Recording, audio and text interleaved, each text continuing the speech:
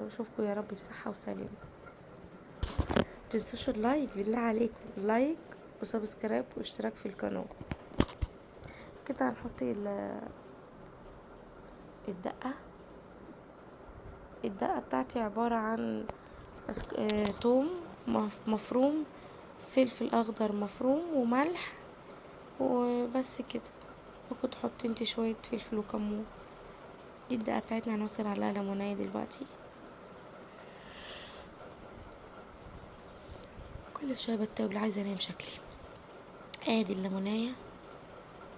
انا الفيديو ده بقاله 3 ايام وقلت اسجله النهارده معاكم، يعني الصبح، احنا الصبح دلوقتي. كده قربت الطعمية على الناحية التانية.